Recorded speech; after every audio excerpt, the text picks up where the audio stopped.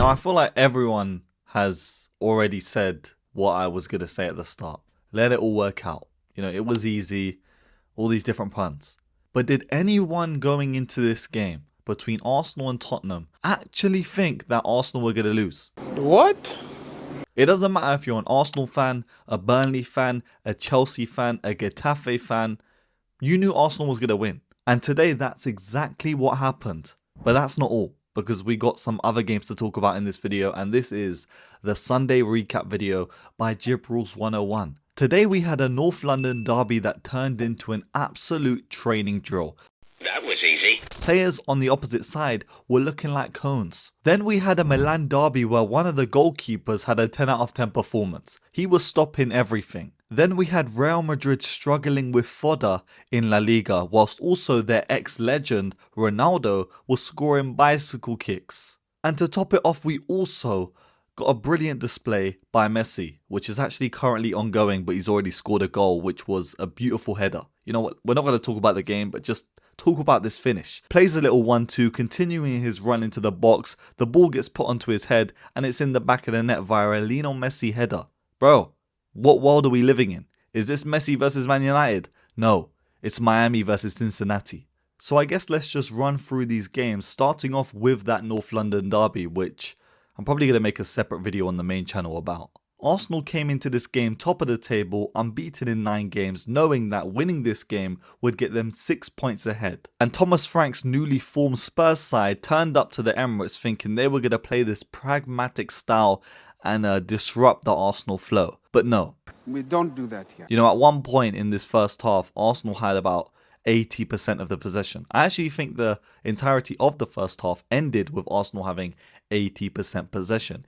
It was domination from start to finish. And in like the first 2 minutes, Eze pulled out a chip pass into the path of Rice, who volleyed it straight at the goalkeeper. And if I'm being completely honest, Rice literally just robbed Eze of a generational assist. Because how do you just magically pull that out? This is not 5-a-side, you know. Because I know there's people watching this saying, you know what, that, pass by Eze, the little flick over the top, it's easy. I can do it all the time. I do it at Power League. This is the Premier League, not Power League, bro.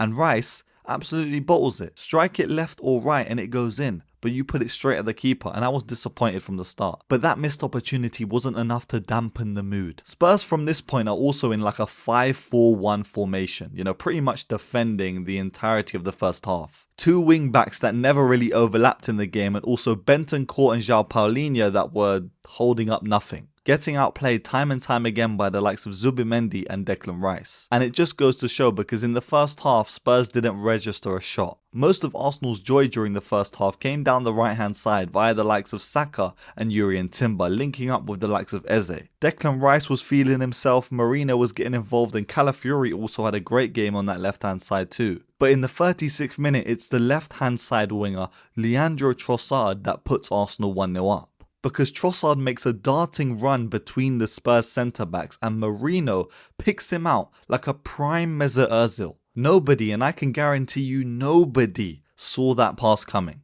It was a magnificent ball, but Trossard had a lot to do, and he hits the Booker T spinner Rooney. A COD 360 no-scope, spins his man, and on the turn strikes it into the bottom left of the goal via a little deflection, but we're gonna just take that. We're gonna just take those, and we make it 1-0, and we move on with the game. Eze then announces himself to Tottenham fans because they were chasing him in the summer. He decides to announce himself properly, formally, allow me to introduce myself.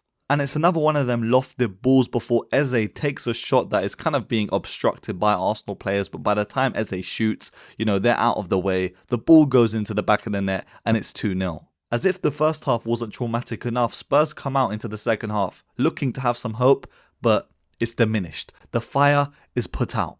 And it's another goal by Eberici Eze. It's Timber that slides him in, and Eze is just given way too much room. He's got a couple players around him, he wriggles between them and gets the shot off, which goes in. And this sort of finish just sums up who Eze is. A tight space, a bit of quick feet and quick thinking to put the ball in the back of the net. Something that we haven't had from our attacking midfielder in a while, since that season where, Ødegaard got all them goals. I think it was like 2022. And then randomly against the run of play, Zubimendi probably had a shady bet. Let's be honest. He got approached by a shady figure, new star soccer style, and was told, you know what, Zubimendi, you need to let Richarlison score. But Richarlison didn't score any goal because Zubimendi loses it from like near the halfway line. Richarlison takes the ball off him, sees David Raya off his line, and gives him the Aaron Ramsdale treatment. And this is a beautiful finish, let me not lie. Aaron Ramsdale would be proud of David Raya.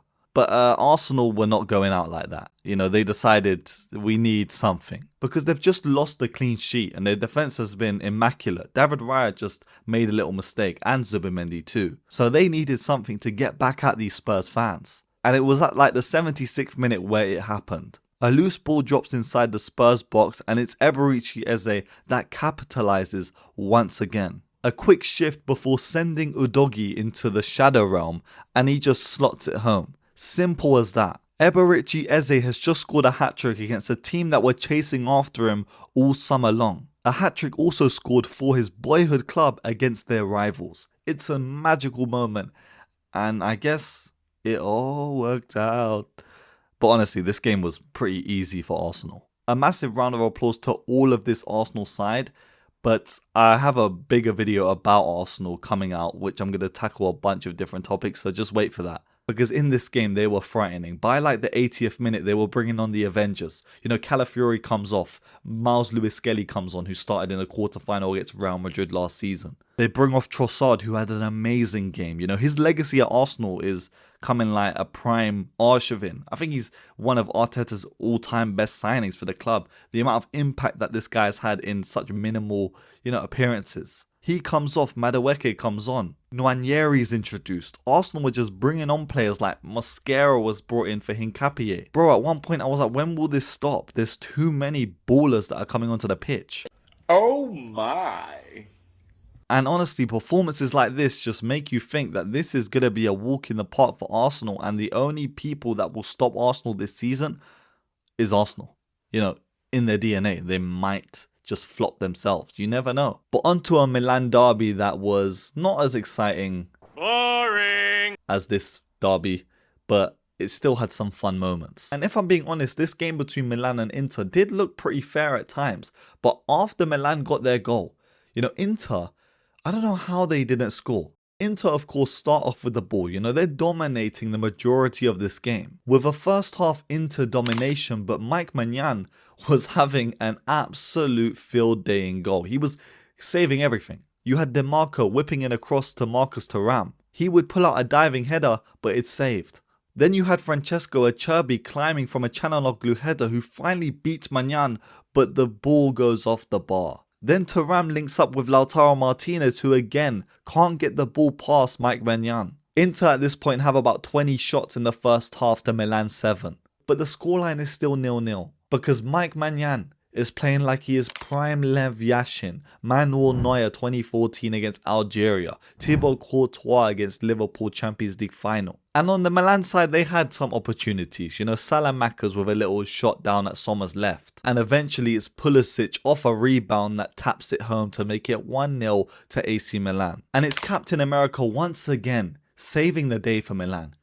He's been there time and time again for the majority of his Milan career, and he comes up clutch in this moment to tap it away, be there at the right time in the right place. But Salamakers, give him his props, taking shots, popping it, and he's done well. And from there, while Milan still had some chances with Leao showing some promise, it was Inter Milan pushing AC. And around the 73rd minute, it's Marcus Thuram who's put a ball into the box, but after the ball has gone into the box, he's been stepped on by a Milan defender.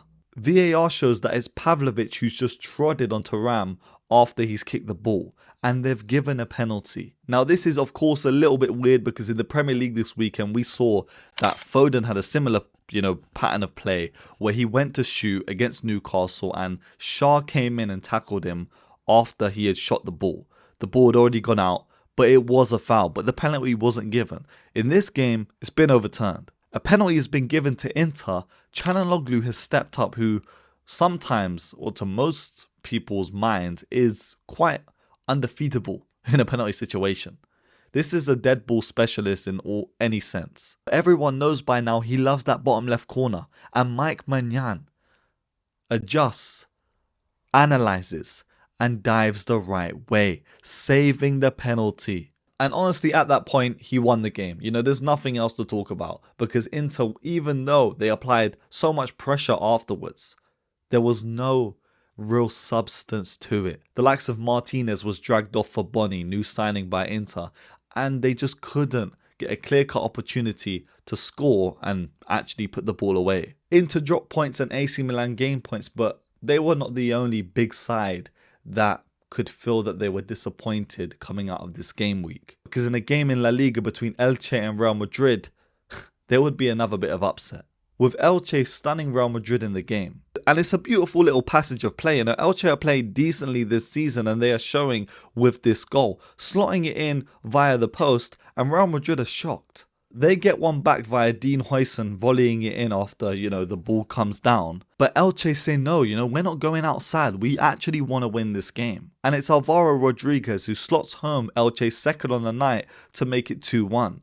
And then in the 87th minute, there's chaos in the Elche box via Real Madrid. The ball is whipped into the box via a set piece, then headed on. It's chaos and Dean Huijsen manages to head it down. It then goes into the path of Jude Bellingham and while the goalkeeper goes down to save it, Vinny Jr. has just trotted on his chest. Well, not really, but Vinny Jr. has trotted near the goalkeeper, near his face, and honestly, it could have been called for a foul right there.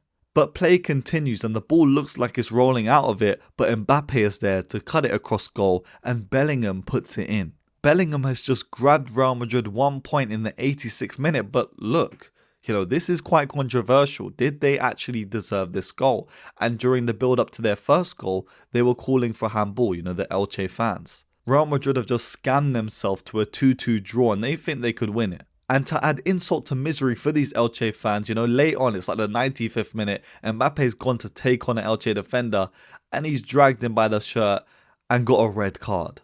So Elche were at a high point of nearly getting 3 points, then drew the game and also got their man sent off. It's a disgrace. This sort of game is just a disgrace. I don't know what the referee's playing at. Real Madrid have got done out with a point. They should have lost this game. And now they're looking very shaky in La Liga. Teams around them should be looking to capitalize. Barcelona, you know what to do. And you know what? Finally, we're going to just quickly highlight Ronaldo. Because a 40-year-old Ronaldo today scored a bicycle kick in the Saudi Pro League. In a game between Al Nassr and Al Khalij, Ronaldo's Al Nassr would win 4-1, with the likes of João Felix having a man of the match performance, and he has found his level. João Felix and Wesley would score for Al Nassr, but Al Khalij weren't going out without a fight. And it's a shot from Housawi from distance that goes in to make it 2-1. But then Sadio Mane gets a goal, and finally it's Cristiano Ronaldo late on in the game that pulls out a random bicycle kick. With a lofty cross being swung in from that right hand side in the 95th minute of the game, Ronaldo is given way too much space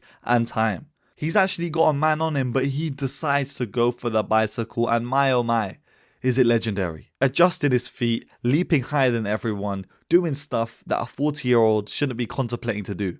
I'll probably get a back sprain if I'm 40 and trying to do this. But yeah, today's games was something else. I don't know what to tell you. There were some great games, some bad games. You tell me, what did you think of today's games? And I'll see you on the main channel in a bigger and better video about Arsenal.